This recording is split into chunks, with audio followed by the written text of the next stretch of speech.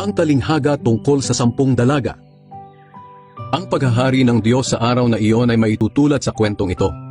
May 10 dalagang lumabas na may dalang ilawan upang salubungin ang lalaking ikakasal. Ang 5 sa kanila ay mangmang at ang 5 ay marurunong.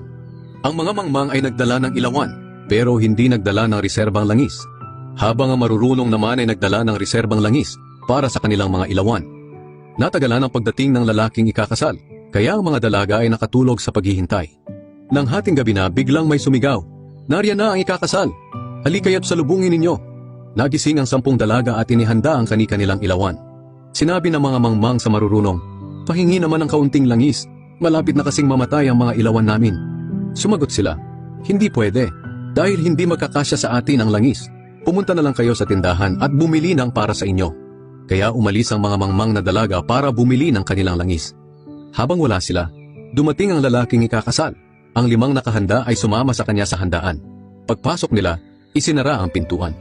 Maya-maya ay dumating na ang 5 mangmang na dalaga at nagsisigaw, "Papasukin niyo po kami."